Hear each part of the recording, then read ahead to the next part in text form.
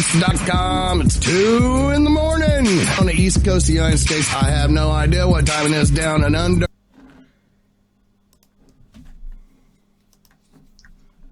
Welcome to Shiny Side Out with Dave and Mecky. We're broadcasting WZZR from Australia for Revolution Radio on www. Actually, let me get this right. It's freedomslips.com. That's what it is. Freedomslips.com. Where it's more than just radio, so jump into the chat room if you can. This is show number 408. Mecky would say 8 and 400. I'd like to say hello to Crab Cake, Grog, and Jerry, Jebear, and True Dirt there in the chat room. It's on air, online, and on your smart device, so grab an app to listen from anywhere or listen at home from Grace Tabletop Digital Radio. I just put that voice on, I don't talk like that. If you missed Lois's show, it was really cool. And I love the meditation at the end. Very nice. So, I was really surprised, though. I listened to most of the show. I was then in the chat room for the last 5 minutes, and they were talking about the book, her book, Emerging from the Matrix, and that's extraordinary.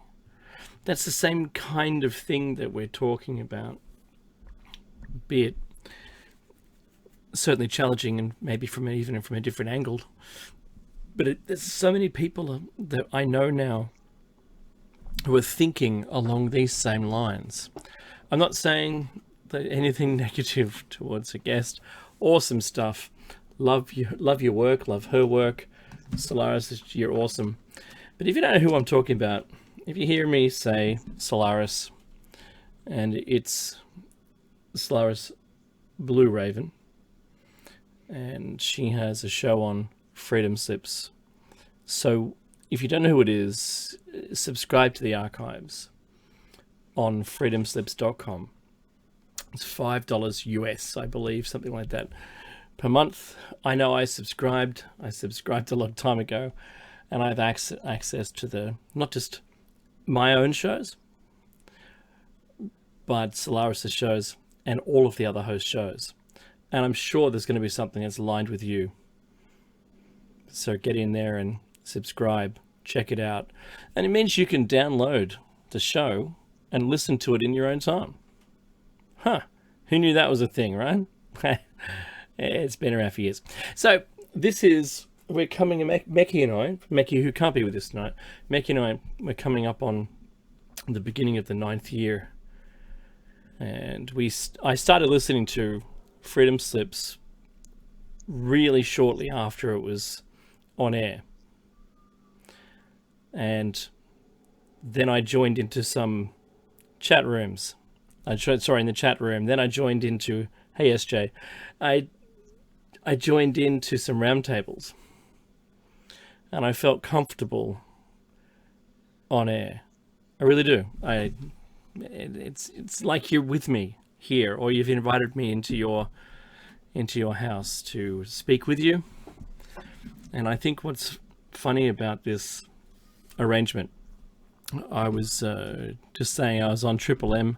It's one of the commercial channels here, and it's okay. But I actually feel more at home here on Freedom Slips. I really do. It's a great place, great place to be. The admin and management of the station is tremendous. Long live Nighthawk, wherever you shall be overlooking us from.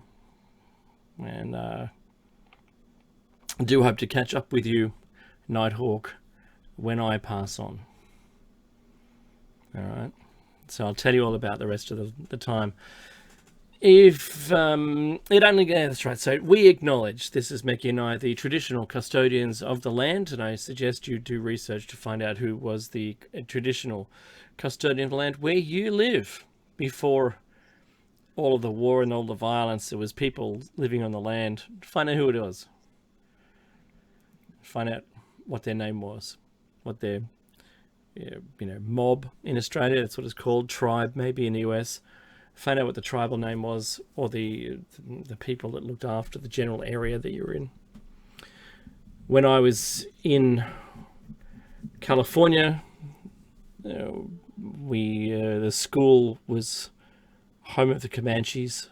Here, it's the Dark and Jung people. Where Meki lives, it's the Daruk people. And Meki and I, we pay our respects to elders past, present, and emerging. And let us remember that beneath our houses, concrete, roads, buildings, etc., are lands which have had stories passed down for at least 240,000 generations. And the land looked extremely similar when they started looking after it to when we took it off their hands and did what we've done to it. Think about that. So that's where we start. That's our baseline now. Today's show, in the absence of Meki, because yet again he's traveling, he doesn't actually like to travel. I love traveling. I love living like a rock star and living out of a suitcase and traveling. Don't know where I'm going to be tomorrow. Doesn't matter. Get my work done. Move on. I like that. I really do. Yeah, try me.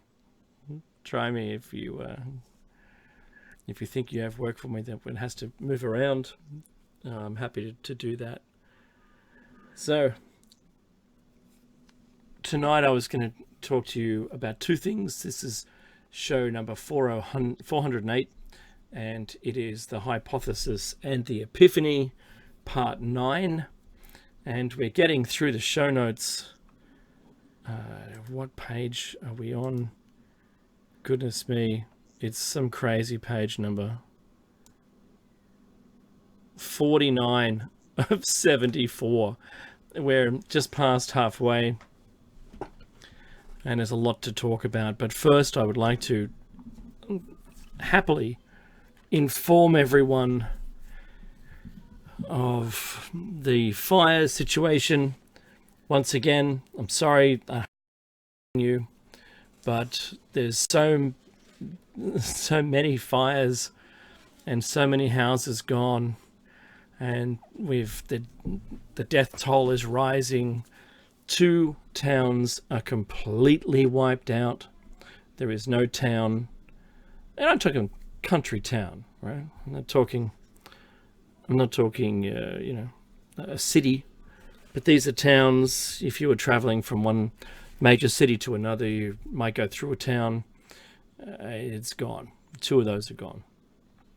Needless to say, the bridges, any of those wooden bridges, not like you might find in Maine, that look like a boxcar suspended over a river or something. These are, just made from what looks like sleepers from a railway. The ones that go click, click, click, click, click, click as you drive over it. And you can see the bolts, the big steel bolts, or maybe cast iron bolts, maybe, emerge from the top of the roadway, the pathway. And it's usually single file, or maybe, if you're lucky, a double width bridge. They're gone. They're burnt. Everything's burnt.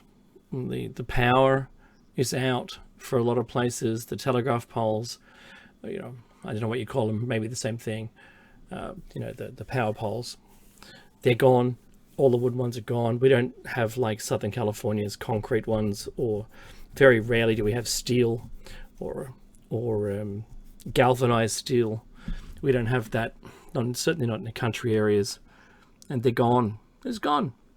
The amount, sadly, the loss it's not limited to just human life. The animal life loss is absolutely insane, right? I mean, I just have to tell you. I have a ton of opinion. It's SJ. SJ writes, Fire Talk is of interest. you, the host, is important opinion. Maybe from the host is important opinion. I have to tell you, I have a ton of opinion, just tons. Not everyone agrees with me, but I'll say my words anyway, and maybe if I'm able to build my argument with you, maybe you'll also agree, or you'll agree also. And that is the loss of fauna, so natural creatures, the creatures in Australia, and some might actually think it's okay. So we have, some, and the top 10 of the most deadly snakes. I think we have 9 of the top 10 most Earth's deadliest snakes, and we have some of them that traverse past my house, just as a highway. The king brown, or just the old eastern brown. Good on you. That'll kill you before you get to any emergency department of anywhere. You become a babbling mess. You can't speak after just a couple of minutes. It's pretty bad.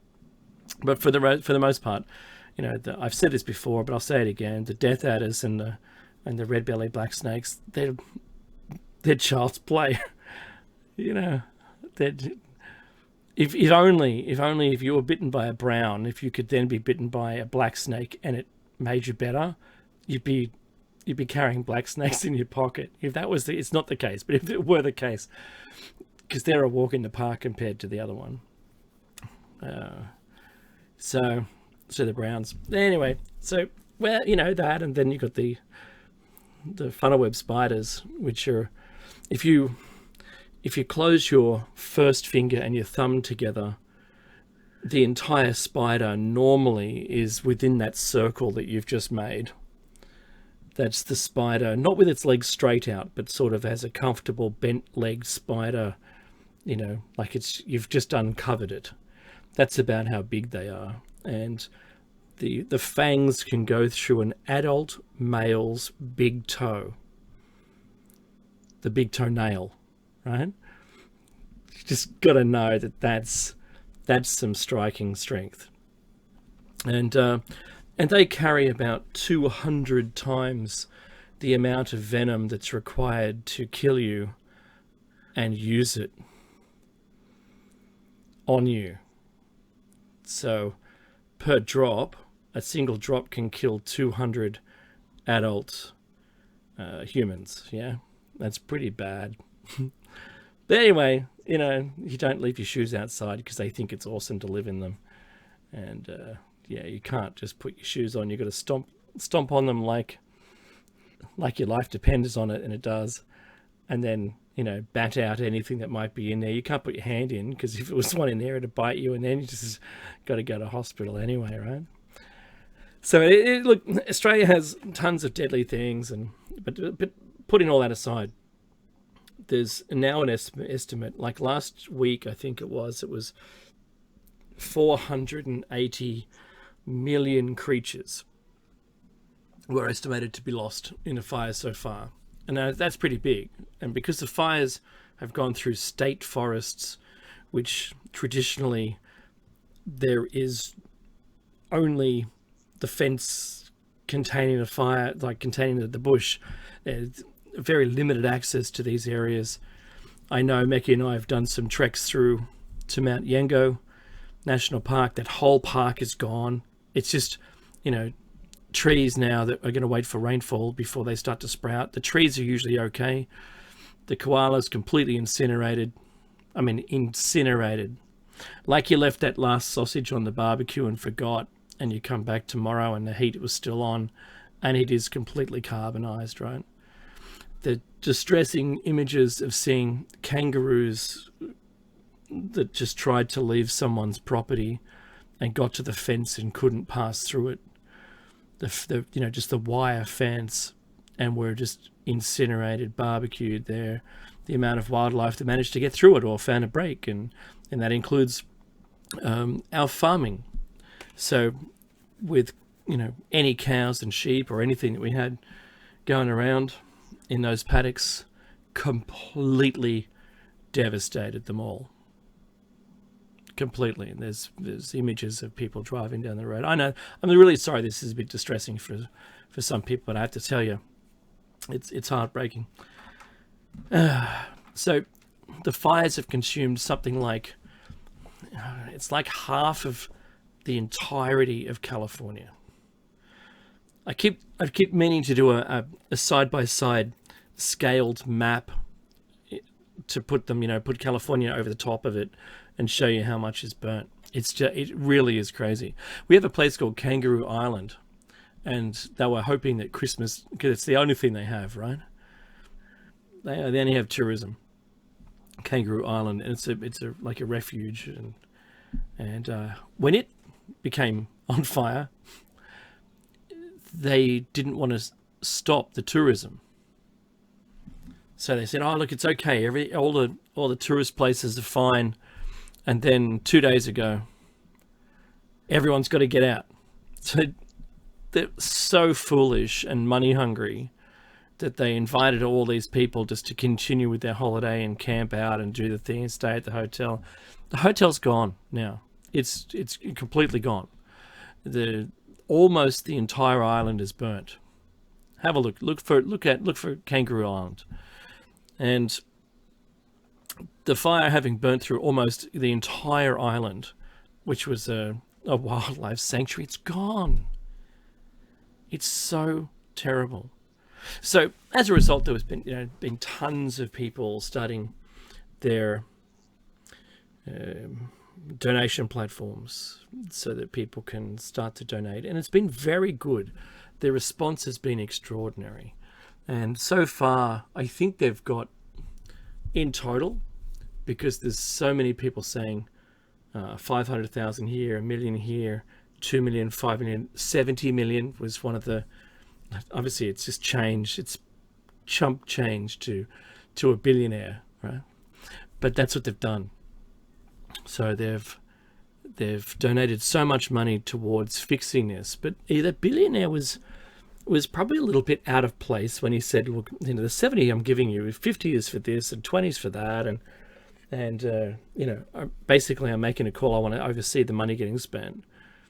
Whereas something really interesting from PayPal and Facebook, they've said they're not going to touch 1 cent of that donation money. They're not going to take a cut for the transfer. It's going to be completely and utterly free, which is really good.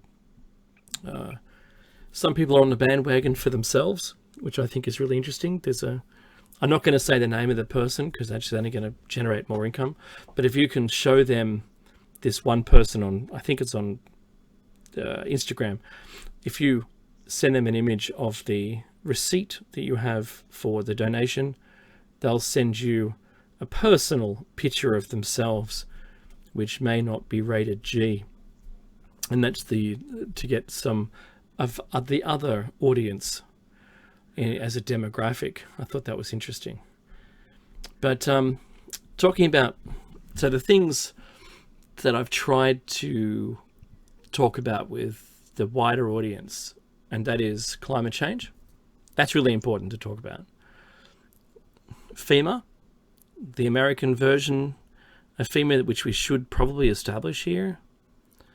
Sea level rise is to do with climate change and nothing else.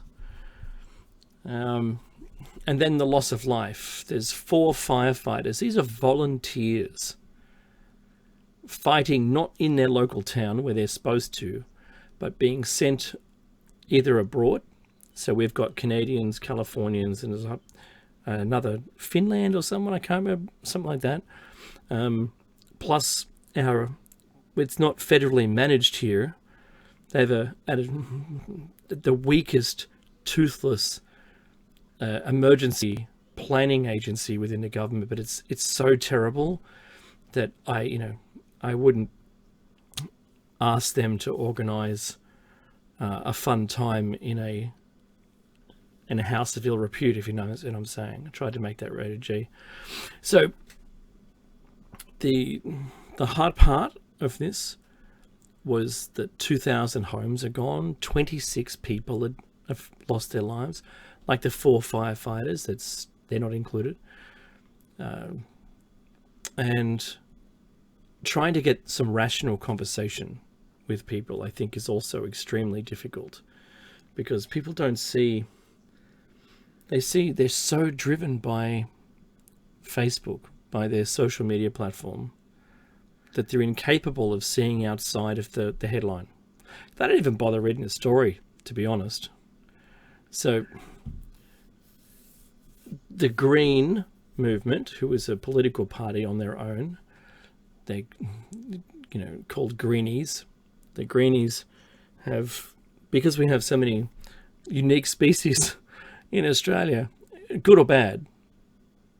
Yeah, I know, Grog, by the way. So the Federal Emergency Management Agency, who completely failed New Orleans, absolutely completely failed in their management of that terrible disaster. I'm asking for something very similar that has money outside of the state in which the problem is occurring. If it happens to more than one state, it should become federal at that point.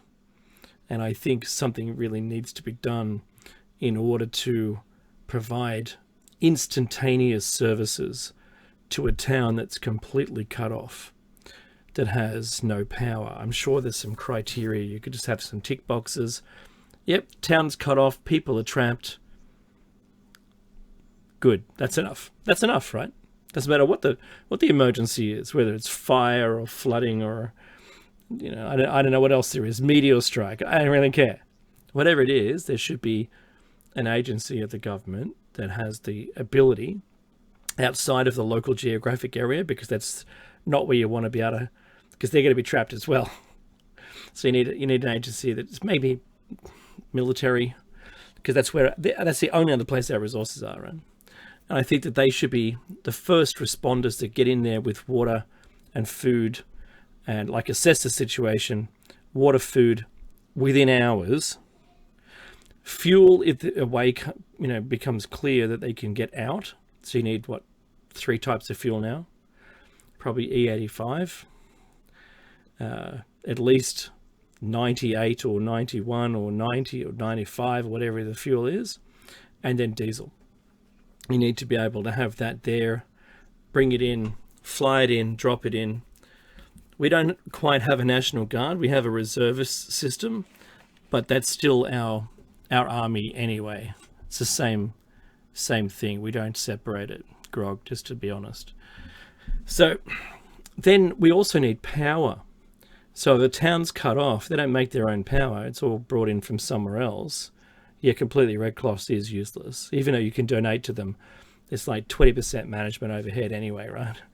So that money, they got a whole organization behind that who is clearly just spending money for the point of spending it, not for the end result. And I hope that that's not true.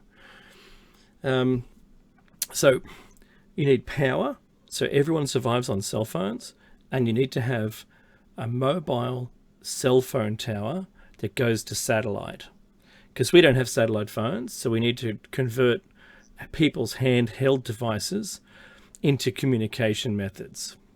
So that could just be a local cell phone tower, because I know the military have them, because you just do, right?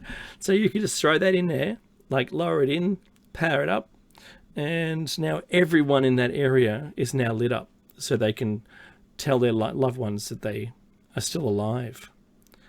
Because this is all the things we saw wrong. And then what happened is that in one of the town's examples, they opened up the road and those people drove for about 3 kilometres, about 1 kilometre per hour, because there was so many people trying to leave, only then to get cut off by another fire at the next place they were at. So they went from being cut off to going to another place they got cut off. And that's just awful, right? That's really, really poor management. You just sent people from a danger zone into a worse zone. That's just awful. So we're watching. I mean, look, I'm not saying this. I'm not blaming the people for doing it, for letting them go to this other place. But from an overall management point of view, yeah, it's pretty bad. I mean, it's really bad.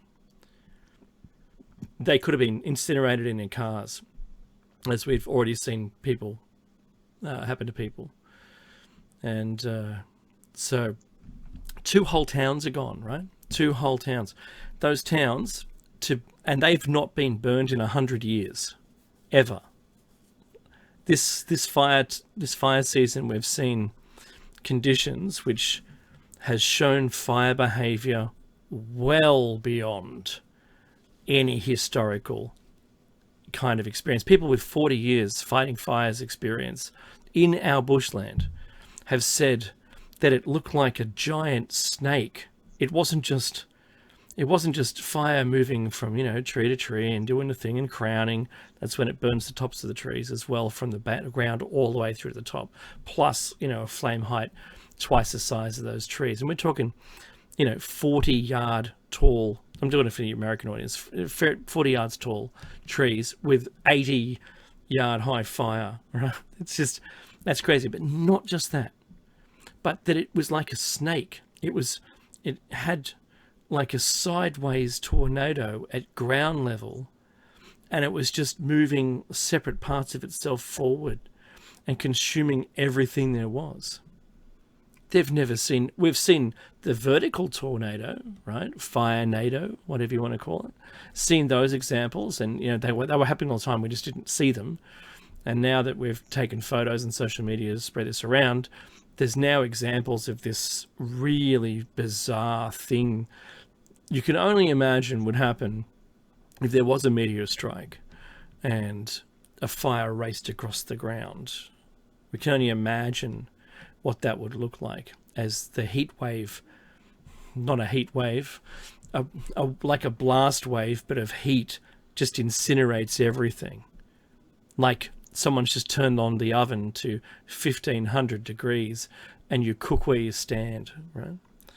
So one of the other outcomes that's been talked about is about possibly changing the architecture and materials and designs of houses in the future so they are less susceptible to just spontaneously combusting in all these fires. But really, that's not what it's all about. Grog says politicians are a bit too busy stealing your tax money to worry about emergency power or water or food for the people paying them to manage, not rule and steal. Absolutely, completely agree. This is our government is a laughing stock, right, of the world right now, with both the emergency minister going on holidays shortly after the prime minister goes on holidays while our country burns.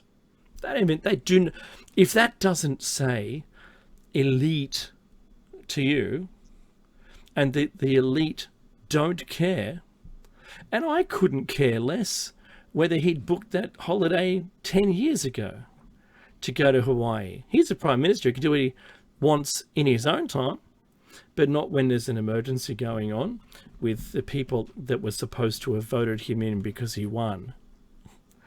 You're insane if you believe that this is the right course of action.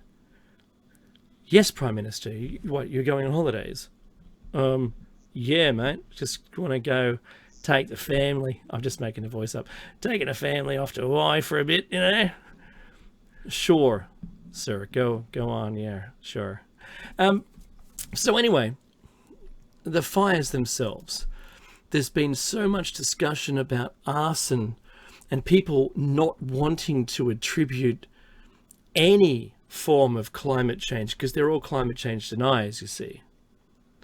So the people who voted for this government, because the government, it's our government, current sitting government, is a climate change denier. They didn't believe any of it. He took a piece of coal to work, basically in the Senate, and held it up and goes, we need more of this, because basically big coal has their hand up controlling him like a puppet. Yeah, so he can't see past his own contributors, his advertisers, the people who have paid for him to get there. So it's no doubt that he can't talk negatively about coal. He'd be, assassinated by the big coal for sure if that was the case.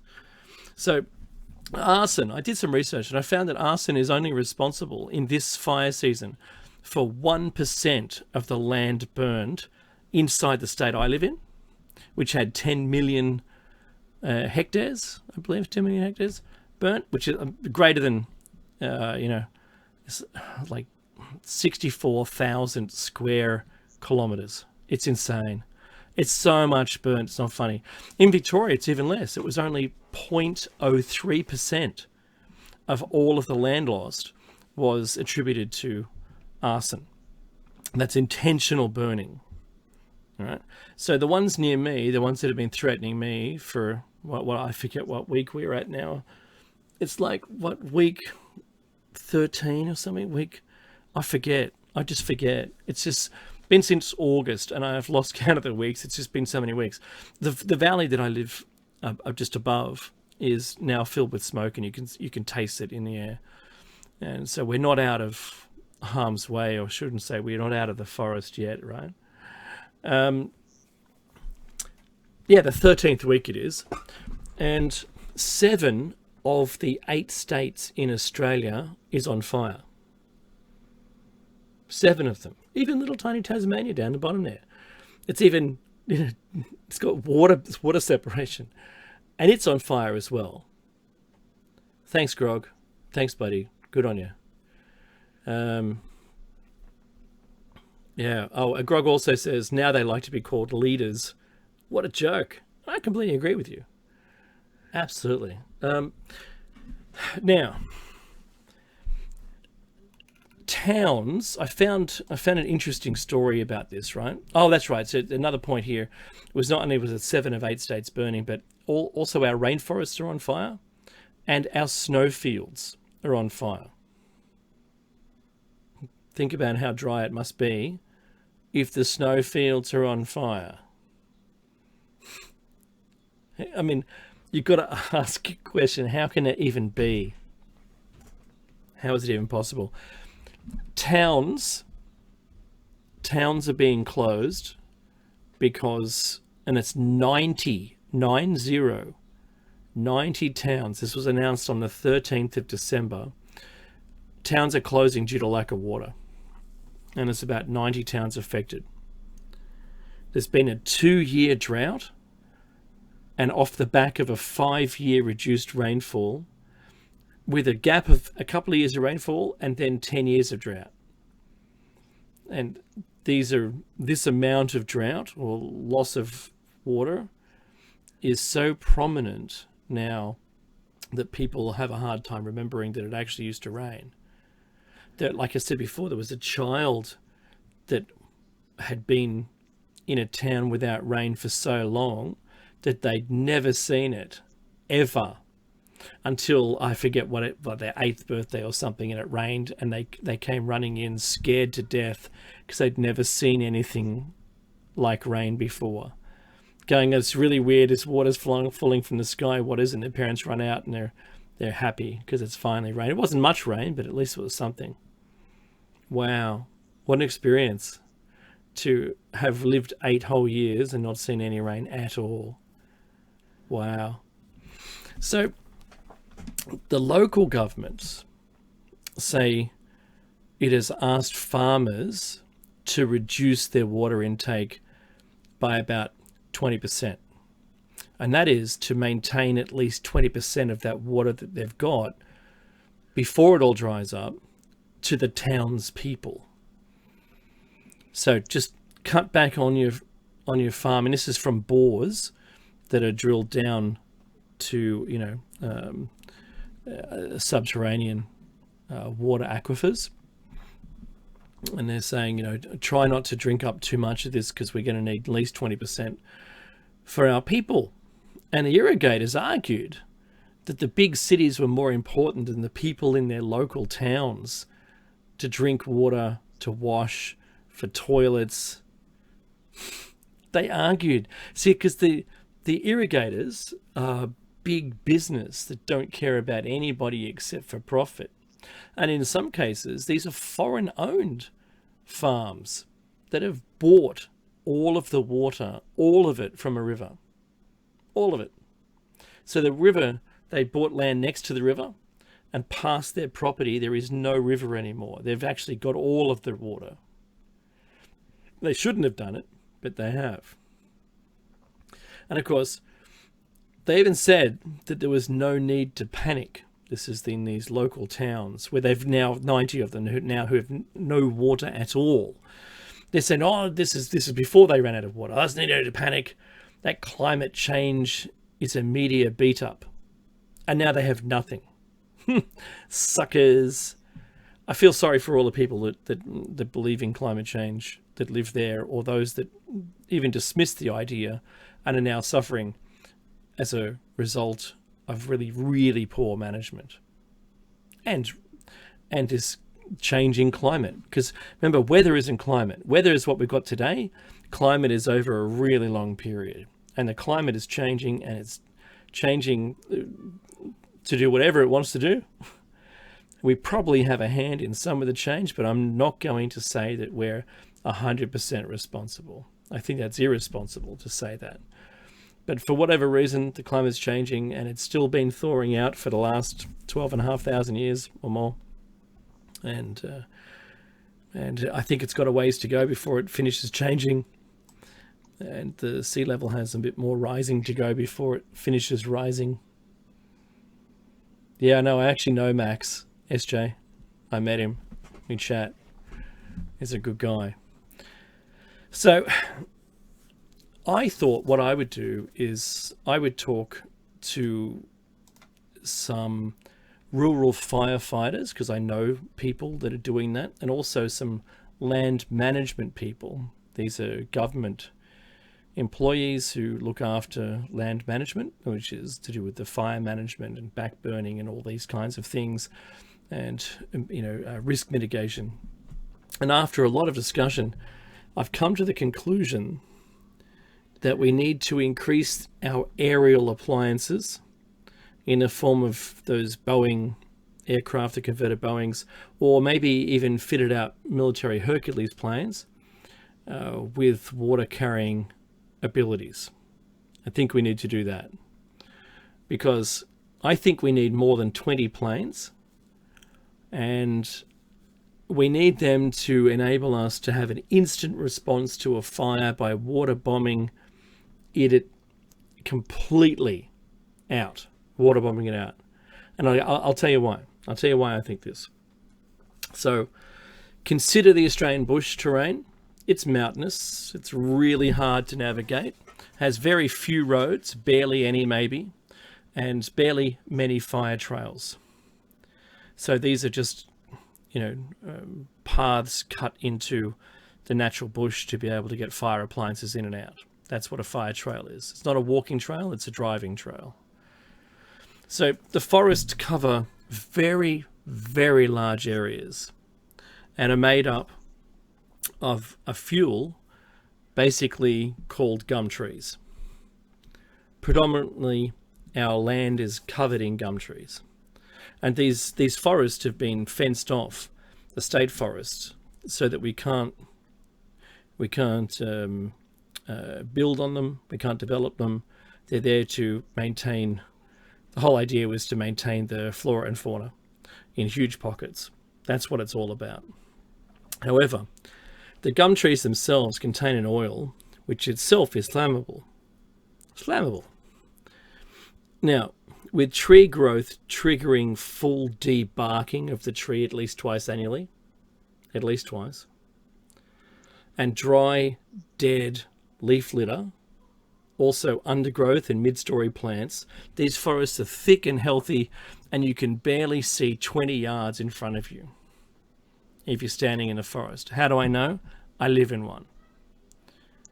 My house is surrounded on 3 sides by the densest untouched forest. It was previously logged, but the forest trees now are at least 30 yards tall. So when the tree starts to burn, the oil expands and is ejected basically as fumes out of the trees, and it just bursts into flames. It's almost like you've just poured accelerant on it. You're right, oily gum trees that form fireballs, absolutely. So I want you to compare Australian forest fires to a personal floor waste bin fire in a large multi-story building.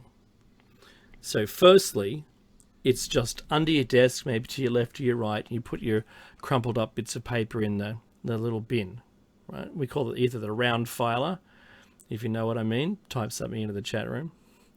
That's when you go, I'm going to file that, and you just crumple it up and put it in the bin. All right, so this is where it's going to change. So unless it's 9/11, you'll get this joke in a minute, the fire, as soon as it's noticed, could be extinguished quickly and easily by using a fire extinguisher. This is the one in your office, and I'm talking about Building 7. So you could just get it, oh, my bin's on fire for some reason. I'm going to go and there's a fire extinguisher at least 20 meters from you by building codes in Australia. Right? And you go, okay, I'll get the CO2 or the powder one and go, psh, and the fire's out. No more problems. Not even anyone had to be evacuated or anything. The person next to you goes, is that what that was? That smell I could smell. Was it, yeah, kind of fire. Cool. All right. But if you can't put it out, because by the time you return back and you've talked to people at the water cooler and forgot there was a fire, suddenly your whole cubicle is on fire and the CO2 is not going to be able to put it out, you're already at a point where you need to evacuate. Because 10 of those aren't going to do anything. They only last for like 8 seconds. So you're not going to put the fire out. You need to evacuate. And then you need the professionals to come in and go and do a real job on it, right? So the fire's too big, you let it burn. If the professionals get there and they can't put it out, they have hose reels and they've got things and ladder appliances, and they go, geez, this got really big real quick. Right, okay, so evacuate the building and let's go into asset protection. And they're going to protect the assets around that building to make sure that the fire doesn't spread any further. And once they've got that under control, then they can start to see if it maybe even let it burn out. It's not going to, the building's concrete, it's not going to fall down, nothing's going to happen to it like on 9/11. And that's fine. Right? Okay. So if we liken that same thing now back to the forest fires we have. So we've seen since August that the bushfires in Australia were treated in such a way as to be described as asset protection where possible. So the entire mentality about how to deal with these fires has been, it started, we'll just let it burn. And then conditions worsened so horrifically that it became such an impossible fire to deal with, not even protect some assets, that they just said, well, you know what? There's some things we can't protect, like those towns. It was so ferocious that they couldn't even get to the town to protect it. They realized that they'd be putting all of their guys at risk, or their people at risk, their firefighters. So at that point, they determined that letting the fire burn was normally okay because it wouldn't spread very fast if the conditions were wet. If the litter on the bottom of the forest was dealt with quickly and easily by the quadrillion, gazillion, I don't know, creatures that usually break down that kind of thing, that there shouldn't really be very much to worry about.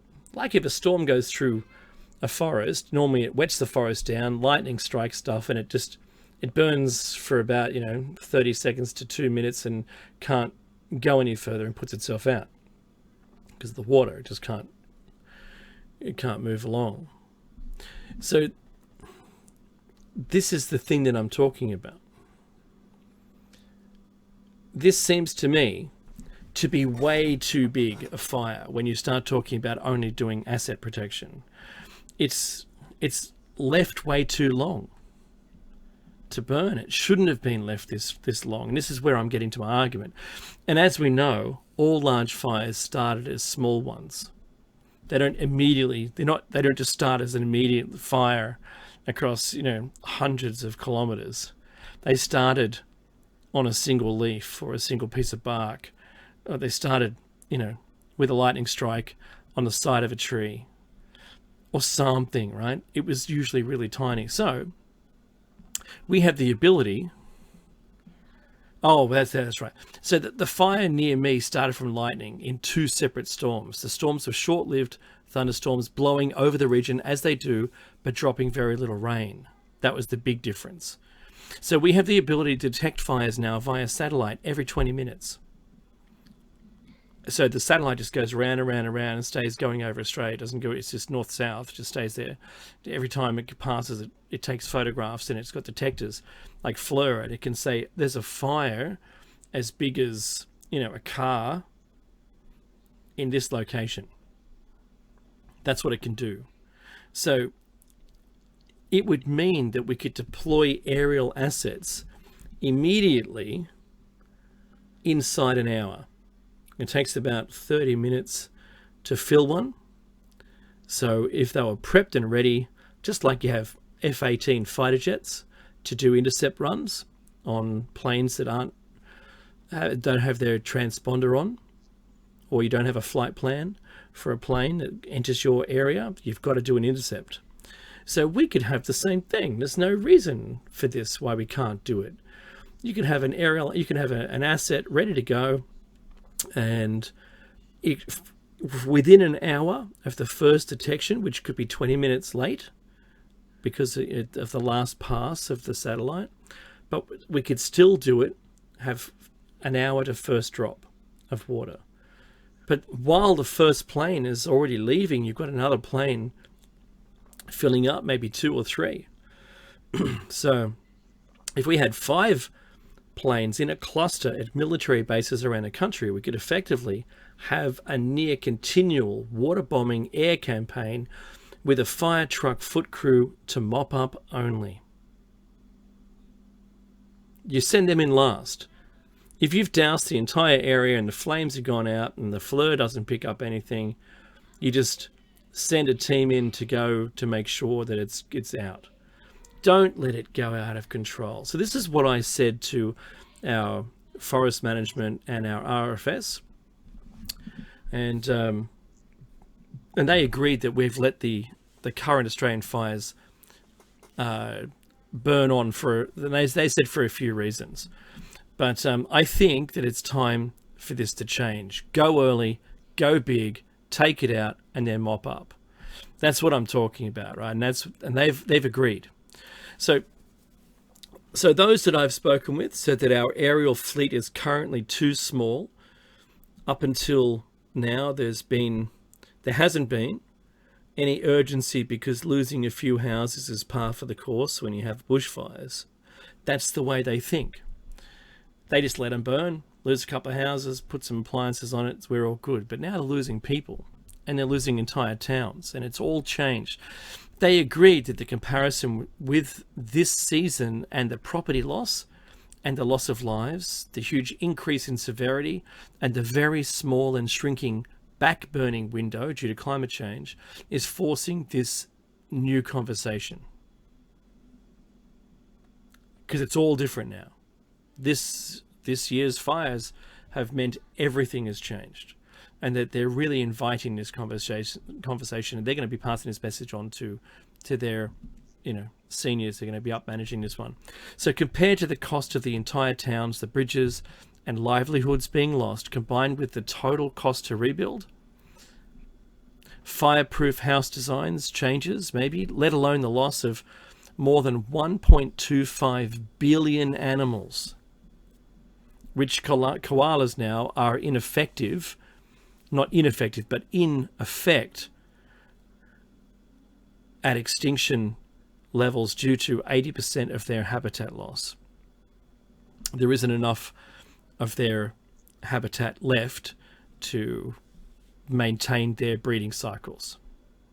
So most of them either incinerated or the rest will starve, because it takes at least 6 months for there to be green leaves back on those plants. The trees, like I said, survive, not a problem. So It is time to change the way the fires are managed. Quick and urgent immediate response is needed to keep the bush alive, so don't let the bush burn. Stop the loss of the animals and our houses and livelihoods, which is being quoted at $1 billion in cost so far. And the fires are still going. The one near me is still going. It's only 15 k's, 10 miles away, or 9.5 miles away, or whatever. So we can't bring the people back to life, those people that are gone. Those firefighters, they had families, they worked places. To me, they're heroes. You die in a line of action, you should be a hero. And there were people who died that were trapped in their homes because they couldn't leave. The fire came so quick, they were told to just stay inside their house. Well, you stay inside your house, you burn to death, right? Those people driving along in their car, that it burnt them inside their car as they were driving along. Like, it didn't burst into flames, their skin turned to crackling, right? And then, their car failed and they burnt life. So the question is, what does it take for change? Is this enough for change? Enough is enough. Wow. I'm sorry. I have rather large soapbox to stand on when it comes to this. And awful state of affairs. That's all I can tell you. It really needs to be dealt with. It needs to be actioned really quickly. But our government has decided they're going to have a royal commission. They usually go for a year or more. And I bet that they're going to limit their scope of investigation not into who went on holidays and who didn't spend enough time on it, how poorly the federal government looked at it, but more so, I think that they're going to focus on how the states were incapable of dealing with the fires in a timely fashion. That's got to be the outcome they're looking for, and they're going to send a team of people in to fine-tooth comb the disaster and find, well, we did everything we could, but things happen, and there's no more money for you guys anyway, so who cares? And it'll all just get swept under the rug. In the end, they want to have some closure for the poor people who lost lives fighting it. But really, it needs a federal emergency management agency that can jump in at a moment's notice. They even evacuated people using military, the Navy, from a beach because they were driven to the beach because the fires engulfed their town and burnt their town to the ground. That's all we've got. I completely agree with True Dirt, by the way. And someone needs to type in music into the chat room. I can't hear the music when it starts. Weather modification. I already know that is a thing. And I know that the military, the US military in particular, wanted to be able to fight the war with weather, to control the weather in World War II.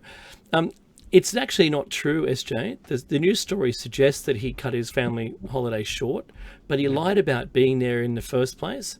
And then when he got caught out, he said he was going to cut it short, but it was actually the true duration of his holiday was entirely stayed in Hawaii. All right, there's the music. All right, I'll see you after a short break, guys.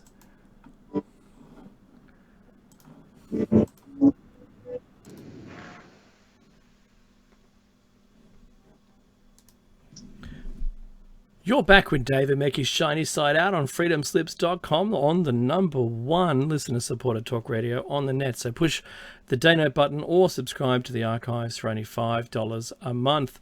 If you're new to Shiny Side Out, welcome aboard. This is a tinfoil hat zone, so keep your arms within the vehicle, turn off your personal reality inverters, and please no flash photography. We're glad you're on board, and thank you for inviting us into your lives. So follow, subscribe, or otherwise for the appropriate social media platforms. We're halfway through show number 408. Pause for Meki. 8 and 400, he would say. And also get yourself some great merchandise from the station's website, and maybe an EMP proof thumb drive with survival documents, or a 75,000 seed pack, which is really cool. But just be careful to follow the instructions carefully, and make sure that if you're going to order the seeds, make sure that your customs in your country allows you to import seeds. Ours doesn't. Thumb drive, yeah, we can do that, but not the other way around. All right. So look, I've stepped off my soapbox. I'm back on the ground, talking about the background of the pineal gland. This is show number 408. We're talking about the hypothesis and the epiphany, part 9. And we're just past halfway, so I don't think that there'll be many interruptions for the rest of the show. I'm just checking everything's good. Yes, it is. Good. All right. As long as you strap yourself in tight, because this is interesting. And also apologies from Meki, who is traveling. This is one of his favorite topics, and I hope I do it justice. So, background on the gland. The pineal gland, also known as the pineal body, the conarium or epiphysis cerebri, is a small endocrine gland in the vertebrate brain. It produces melatonin, serotonin, and derived hormone, which affects the modulation of sleep patterns in both seasonal and circadian rhythms. Its shape resembles a tiny pine cone, hence its name, and it is located in the epithalamus, near the center of the brain, between the two hemispheres, tucked in a groove where the two halves of the thalamus join. Now, we mentioned this last week, that out of all the pieces of the brain, this is one of the single components where there's two of a lot of other things. It's connected right at the base in the middle, and it's often referred to as your third eye, believe it or not. Nearly all vertebrate species possess a pineal gland. The most important exception is the hagfish. That sounds like a delightful eat, doesn't it? Which is often thought of as the most primitive type of vertebrate. Even in the hagfish, however, there may be a pineal equivalent structure in the dorsal diencephalon.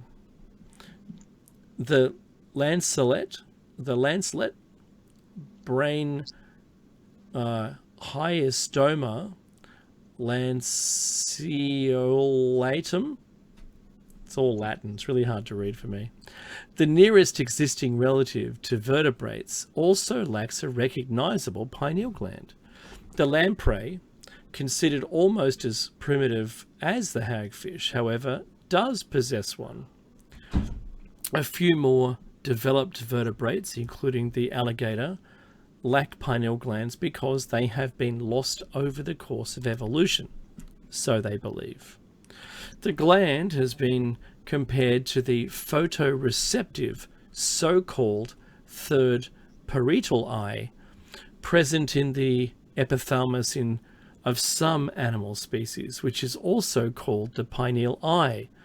René Descartes believed that the pineal gland to be the principal seat of the soul and viewed it as the third eye. What is its structure? The pineal gland is reddish grey and about the size of a grain of rice, 5 to 8 millimeters in humans, that is. Dorsal to the superior colliculus, and behind and beneath the stria medullaris, between the laterally positioned thalamic bodies. It is part of the epithalamus It is located in the quadrigeminal system and is bathed in cerebrospinal fluid. A small pineal recess of the third ventricle projects into the stalk of the gland.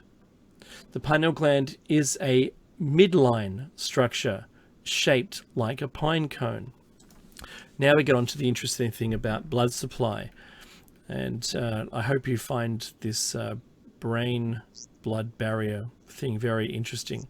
Unlike most of the mammalian brain, the pineal gland is not isolated from the body by the blood-brain barrier system.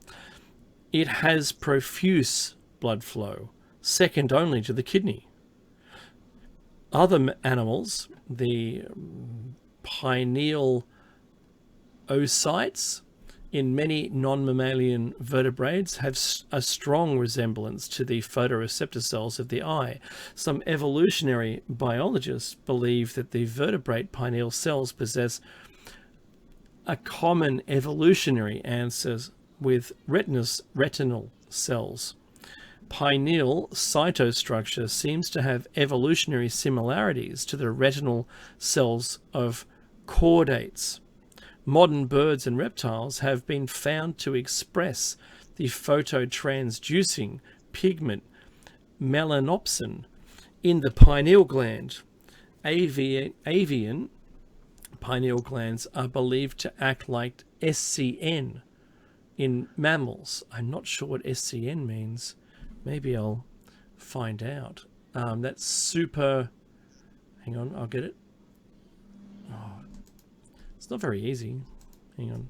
I can actually open up a link. All of our notes, all our show notes, by the way, while we're still formatting them, will be available on our website. So the suprachiasmatic nucleus is what SCN is a tiny region of the brain in the hypothalamus situated directly above the optic chiasm, the CHIASM. Very interesting. In some vertebrates, exposure to light can set off a chain reaction of enzymatic events within the pineal gland that regulate circadian rhythms. For instance, blue light will prevent the circadian rhythms from stopping the production of melatonin, which is your sleep drug that your brain provides you. If you consume orally melatonin, you'll fall asleep pretty quickly within half an hour. You can buy it over through the internet. I know you can buy it. Or a sweet, or a candy, like a jelly candy. It's if you're having trouble sleeping, you want to get back to a certain rhythm, then you should try that. If you're traveling and going between time zones, it can get you back on track pretty quickly. Some early vertebrate fossil skulls have a pineal foramen. It's an opening. This correlates with the physiology of the modern living fossils.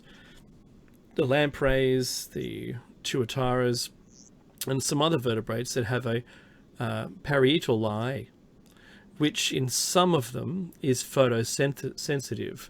The parietal eye represents evolution's earlier approach to photoreception. So it's light or no light. So if it moved, if it changed situation, if you were in light and suddenly it becomes a shadow, you might run. Otherwise you'll be eaten, for instance. The structures of the pineal eye in the tuatara are analogous to the cornea, the lens, and the retina, though the latter resembles that of an octopus rather than a vertebrate retina. The asymmetrical whole consists of the eye to the left and the pineal sac to the right. In animals that have lost their parietal eye, including mammals, the pineal sac is retained and condensed into the form of a pineal gland. Fossils seldom preserve soft anatomy. The brain of the Russian Melovatka bird, about 90 million years old, is an exception, and it shows a larger than expected parietal eye and pineal gland at the same time. In humans and other mammals, the light signals necessary to set circadian rhythms are sent from the eye through the retinohypothalamic system to the suprachiasmatic nuclei and the pineal gland. Okay, so we move on to society and culture about the pineal gland. René Descartes, I think therefore I am. That's butchered, but that's a loose translation. Dedicating much time to the study of the pineal gland, called it the principal seat of the soul. He believed it to be the point of connection between the intellect and the body. Now, Mecki has spoken a lot about the mind-body problem. There is a separation. Descartes attached significance to the gland because he believed it to be the only section of the brain to exist as a single part rather than one half of a pair. He argued that because a person can never have more than one thought at a time, external stimuli must be united within the brain before being considered by the soul. And he considered the pineal gland to be situated in the most suitable possible place for this purpose, located centrally in the brain and surrounded by branches of the carotid arteries. Numerous spiritual philosophies contain the notion of an inner third eye that is related to the Ajna chakra. Yeah, Ajna chakra. Ajna chakra, and also to the pineal gland. These are attributed significance in mystical awakening and enlightenment, clairvoyant perception, and higher states of consciousness. This idea occurs historically in ancient Central and Eastern Asia, as well as contemporary theories relating to yoga, theosophy, Hinduism, pagan religions, and New Age spiritual philosophies. Now, there's a news article here. Prevalence of the pine cone shape. Also, yet again, another one of Mecki's favourite topics.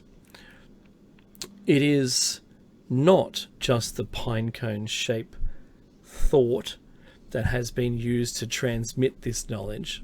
The lotus flower, a similar shape, was used in the East to convey the same occulted message. In the Vatican, there is a large statue of a pine cone. The scepter the Pope uses has a pine cone at the tip of it.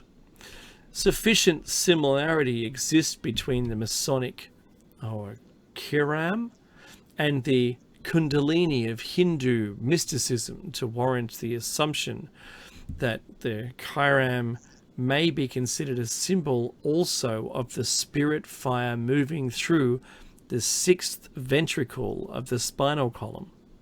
The exact science of human regeneration is the lost key of Masonry. For when the spirit fire is lifted up through the 33 degrees or segments of the spinal column, it enters into a domed chamber of the human skull. It finally passes into the pituitary body, Isis, where it invokes Ra, the pineal gland, and demands a sacred name. This is from an article. Let me have a look to see where it's from. QAzone.com.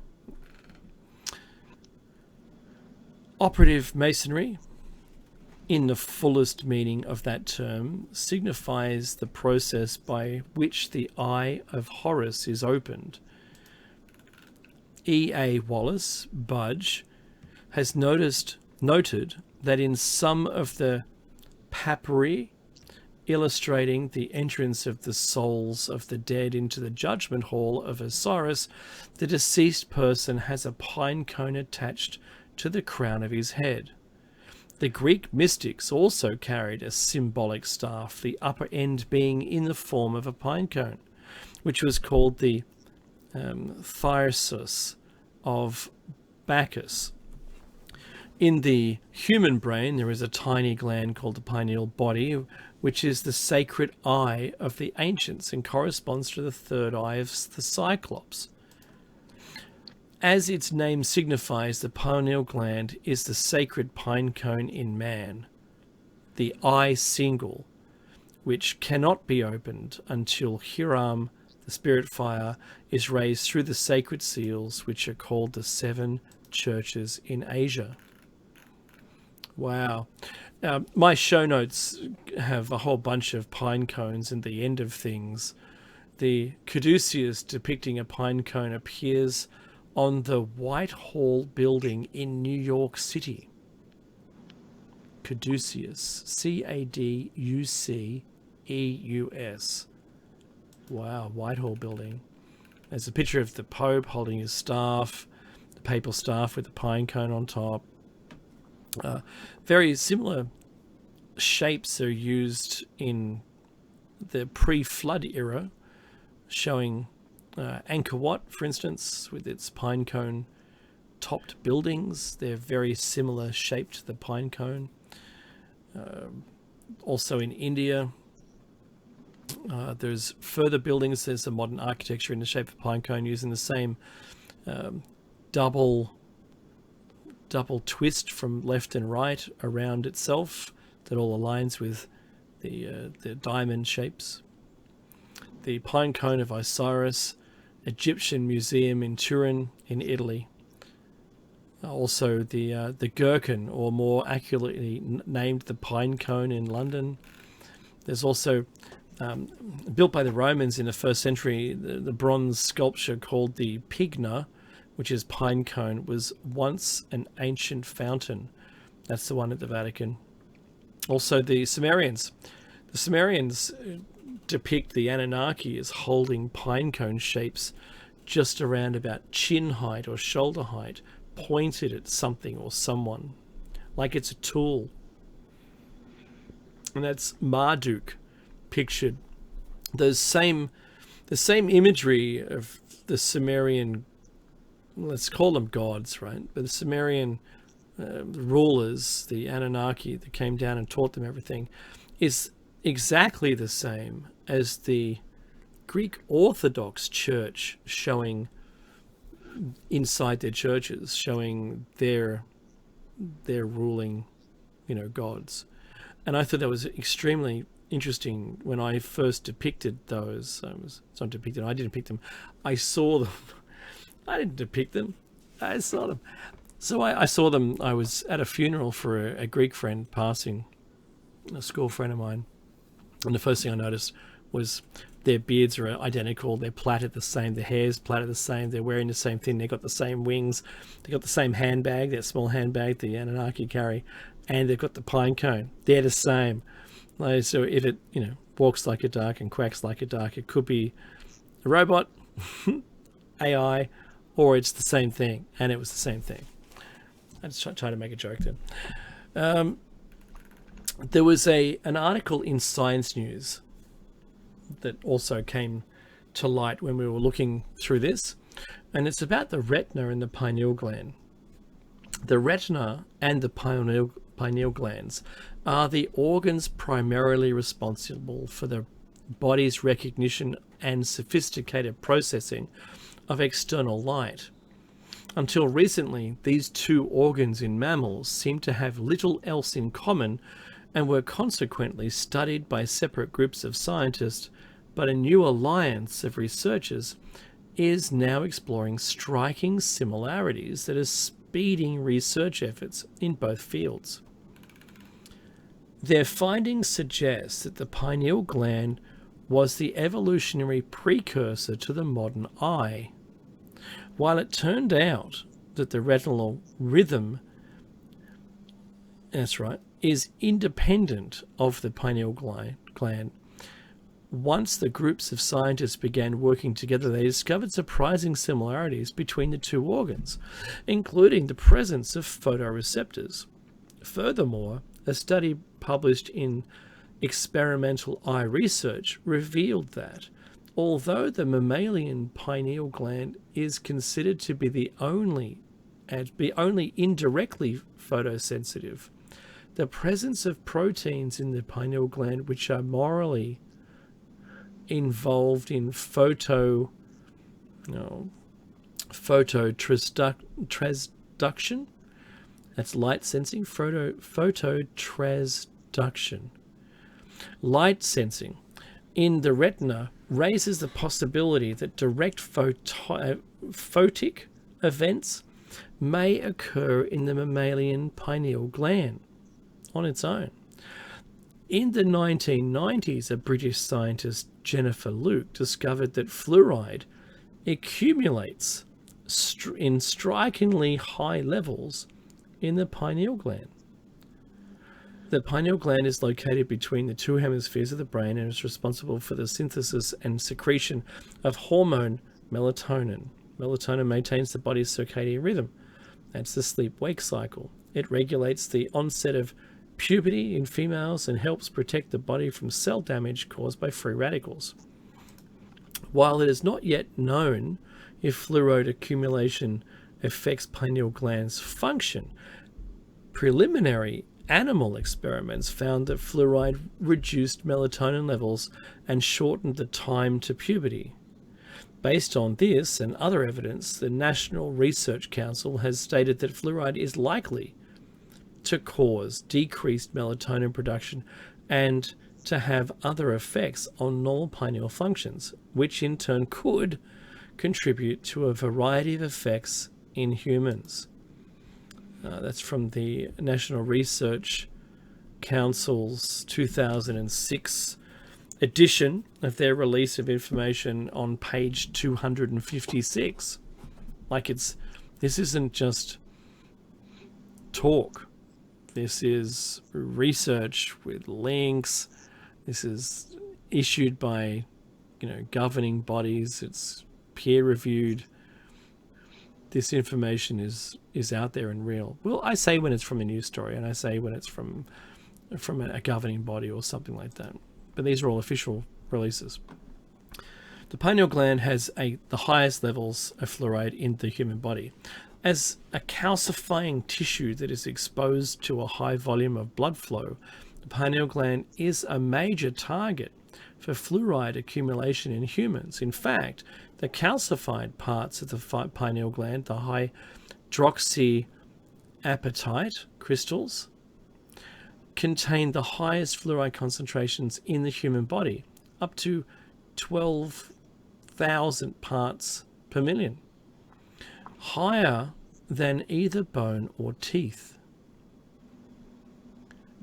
Although the soft tissue of the pineal does not accumulate fluoride to the same extent as the calcified part, it does contain higher levels of fluoride than found in other types of soft tissue in the body, with concentrations 300 parts per million, for instance, that are known in other contexts to inhibit enzymes.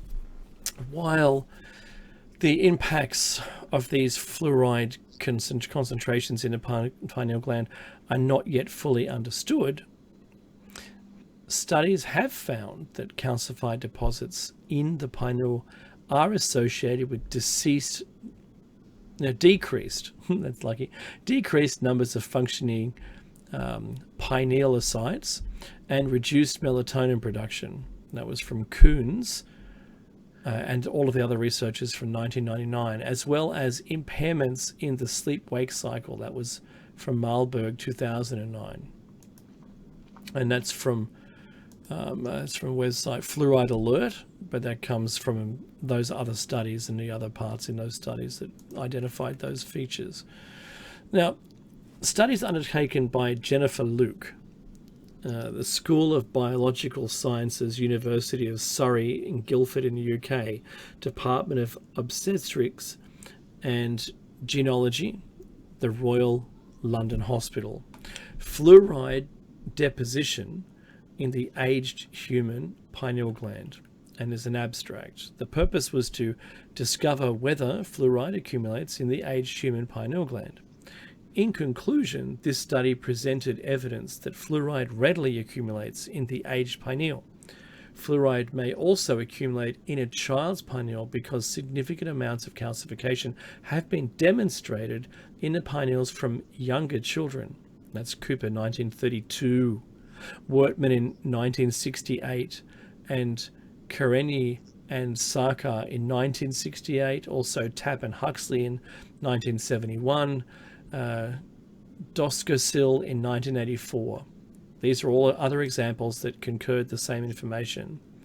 In fact, calcification of the developing enamel organs, our bones and teeth, and the pineal gland occur concurrently. If fluoride does accumulate in the child's pineal, this needs verification. The pinealocytes will be exposed and to relatively high local concentrations of fluoride. This could affect pineal metabolism in much the same way that high local concentrations of fluoride in the developing enamel organ affect ameloblast function. Research is presently underway to discover whether fluoride affects pineal physiology during childhood, specifically pineal synthesis and melatonin. Wow. So I know that Meki will want to talk about this next week, and I'll let him do that as well. But it has to be said that when Meki approached someone in dentistry within Australia and asked them about fluoride, because when you're sitting in the chair and they're performing their servicing on your teeth, and they might give you like a fluoride, like a wash or something. You've got to put these wads in your mouth and you can't swallow because it'll kill you. And they say, just hold it in your mouth and leave it there, and the cotton wadding allows it to continually become like have a high contact patch basically with your teeth, and it's topical, which means it's there in your mouth and it's there for like 15 minutes or something, high contact, and then you spit the whole thing out, you remove the wadding, rinse your mouth until it's all gone. All that flavor is gone, and then you should be right then to continue. However, the dentist, when questioned about water, why would there be fluoride in the water if you're only taking a sip, and it might not even touch your teeth if you were using a straw, for instance. It's only momentary contact. And he said, that fluoride in the water seems to have little or no effect at all, because other than ingesting it, it will leave your body without touching your teeth or your bones. It doesn't have any contact patch with them, and therefore it's topical, medicine. It needs to be in contact directly with the thing it's trying to touch. And there you go. And Mackie said, well, why do we have it in the water? You can chlorinate the water to make it, bacteria free or thereabouts. And he said, well, I don't know. It doesn't make any sense to me. And this was an educated dentist that was talking to Meki in confidence. We'll never say the dentist's name. And I think it's really important to remember that not all countries have fluoride. Where I live, we were only introduced into fluoride 6 years ago or something like that. It wasn't that long ago. And people's teeth were fine. The average teeth people here, the teeth were fine. And it didn't make any sense that fluoride should be introduced into the water. There was a lot of outrage. Actually, I shouldn't say that. Some people were outraged. The rest of them were so apathetic they couldn't care less unless it was affecting them directly at the point of time that they made the statement. Oh, sometimes it's just too difficult. So there is a way to cleanse yourself from this, and it's discussed as and mentioned in our show notes as pineal detox. Some basics. Number 1, mercury. This is really bad for the pineal gland. It's poison. Do not let this get into your body. Mercury, tooth fillings are pineal toxins. Have them removed and replaced with plastic polymers or some modern materials. All medical vaccines are also mercury tainted, says the article that this comes from. Thimerosal, a vaccine preservative, is methyl mercury and is very difficult to get out of the brain once it's in there. Avoid eating fish and bottom feeders such as shrimps and prawns. Tuna and dolphins meat is particularly bad for mercury. The bigger the fish, the higher concentrations of mercury in its body tissue. Now, I can't verify this, and I just have to take it as fact until we can go further.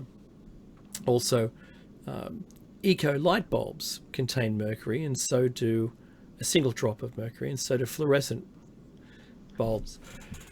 They also do. And if one is smashed, mercury vapor is released into the room and inhaled. Avoid it at all costs, breaking one indoors. You're trying to avoid it. I remember as a kid we used to have lightsaber fights with any fluorescent, long fluorescents that we would find lying around in places. Just childish silliness. Mercury can be removed from the body by the daily use of chlorella, wheatgrass, and spirulina. Cilantro herb taken daily can help remove mercury from brain tissue. Well, I'm going to repeat this. I'm not a doctor. I'm not providing advice. This comes from a website which we're reading out as part of. It comes from www.icnr.com. Articles fluoride. No, that's the deposition one. I'll have a link for you in a minute. Oh, okay. Humansarefree.com. How to clean up pineal glands. This is where it comes from.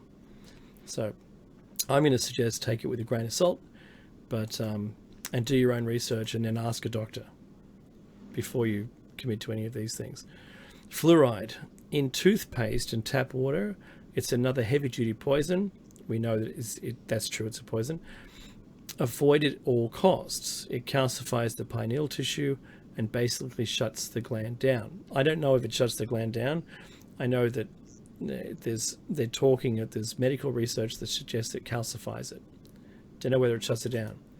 Mecca and I have speculated with tinfoil hats on, firmly on our heads, that the medical establishment, Big Pharma, had once done research into déjà vu and also what can prevent déjà vu from occurring, and that their outcomes may have been fluoride, because the government would be less likely in wanting its people to know what was happening in the future.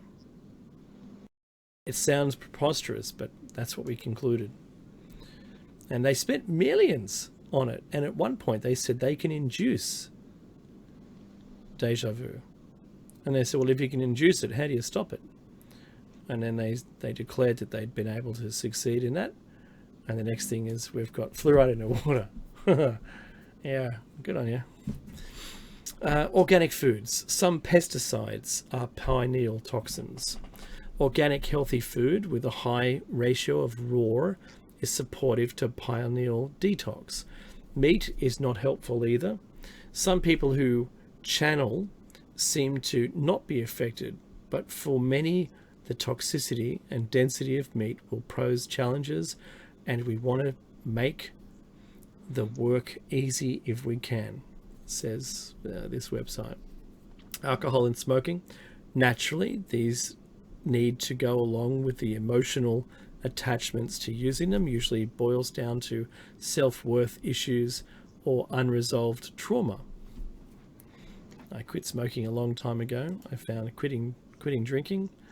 I don't drink to excess. A couple of glasses of wine every other day or thereabouts. Yeah, it's all right. My doctor tells me it's okay for my blood pressure, so I'll listen to him. I won't get a second opinion and tells me it's bad for me. They can go 2 out of 3 and get 2 good ones, 1 bad one. Heart healing is topic 5. Raises the overall vibration of the being and heals fear. A useful advantage for when we start seeing other dimensions. You could be fearful, you could be joyful. We'll see. Number 6 out of 7. Other toxins.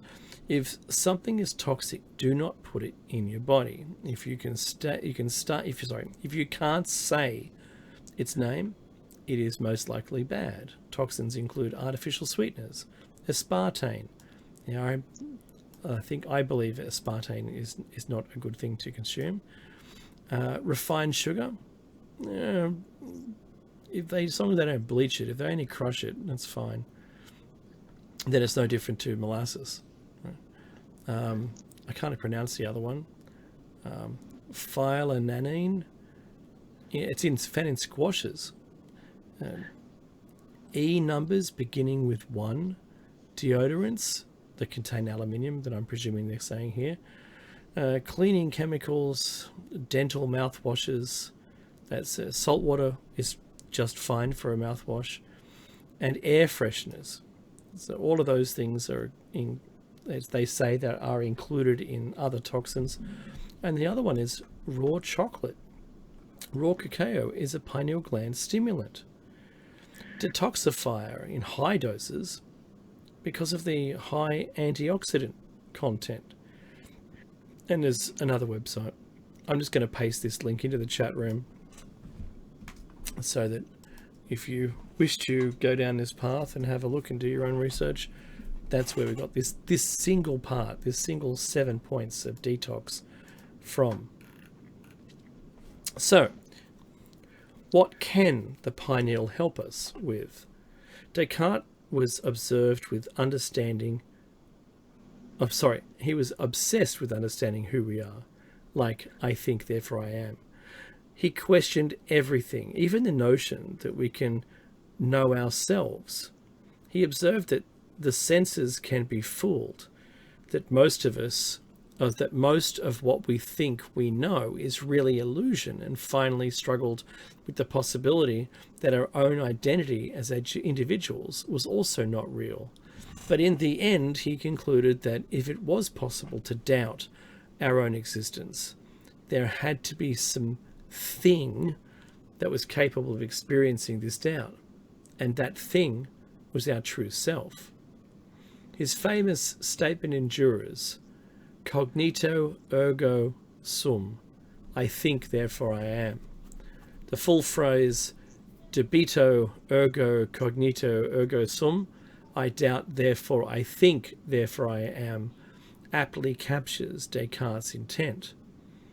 And Descartes, this is a full quote from him, although the soul is joined with the entire body, there is one part of the body, the pineal, in which it exercises its function more than elsewhere. The pineal is so suspended between the passages containing the animal spirits, guiding reason and carrying sensation and movement, that it can be moved by them. And it carries this motion onto the soul. Then conversely, the body machine is so constituted that whenever the gland is moved in one way or another by the soul, or for that matter by any other cause, it pushes the animal spirits which surround it to the pores of the brain. Descartes. Wow. If only he lived in more recent times. Extraordinary that someone from back then could have that kind of thought. Today, with an understanding of computers, we might take issue with Descartes. That thinking process could be part of the circuitry of neurons, synapses, and neurotransmitters that exist in our material brains. The real self is much deeper. It uses the thinking process, but it remains apart from it, observing the process. The real self is, in fact, the conscious self. Well, in fact, conscious itself. Obviously, the phenomena are connected. Consciousness interferes with the thinking process. So the question really is about how the interface of material mind and spiritual consciousness happens. If we can understand how consciousness interprets our thinking self, then hopefully we can reverse the process and become aware of our consciousness, our true self. That is enlightenment. The pineal gland in history. I think I've got time for this. Although commonly attributed to Descartes, the idea of the pineal gland was the interfacing organ where the spirit of man gained access and animated the human body, was the idea of the Greek physician named Herophilus. 300 years before Christ, Herophilus was dissecting corpses and documenting what he observed. His specialties were the reproductive system and the brain. Prior to Herophilus, people believed the executive office of human consciousness was the heart. Egyptian mummies had their hearts carefully embalmed and preserved while their brains were removed through their nasal passages and unceremoniously discarded. But Herophilus knew that the brain was the controlling center, and he went on to discriminate between various parts of the brain and assess the different behaviors associated with them. He noticed that the small pineal structure was singular, unlike the other brain features that are mirrored in left and right hemispheres.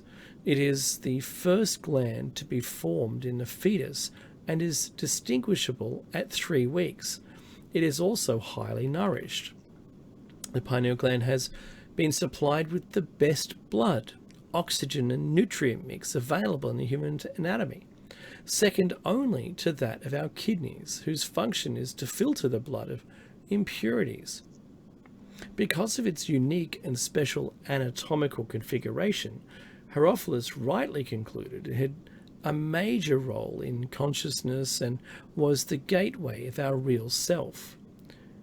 Herophilus is credited with the invention of the scientific method, the dogma of just about every scientific inquiry today, which consists of postulating theories and conducting experiments to prove or disprove them.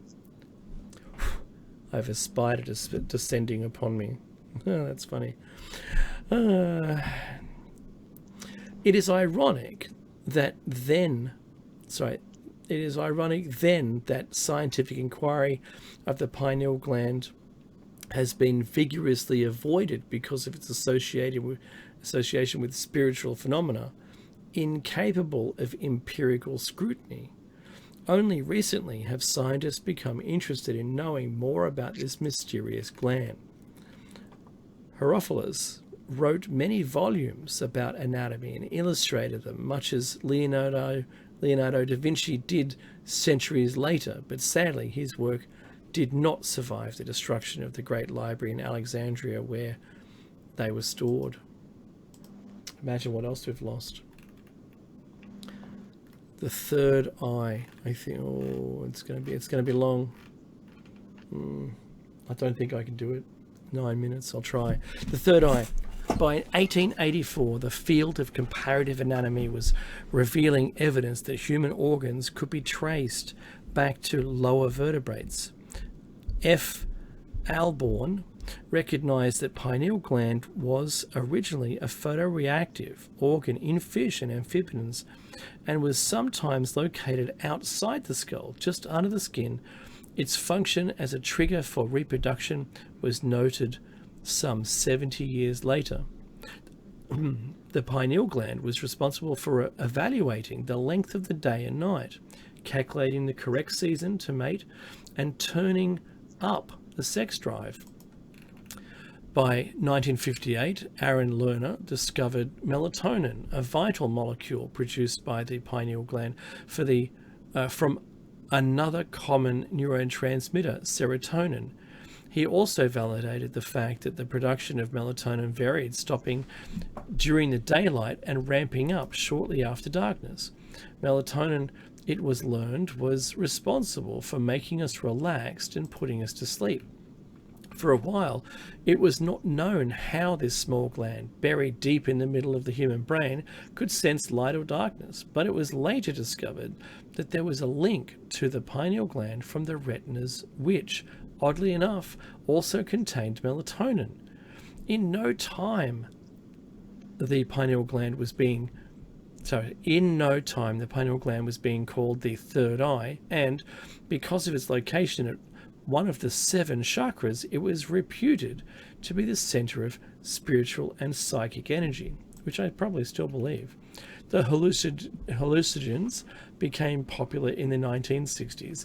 Interest in altered states of consciousness as a means of spirituality peaked. Researchers discovered that LSD became highly concentrated in the pineal and pituitary glands. The altered state was produced by LSD's ability to imitate serotonin at the synapse, where the neurons communicate with each other.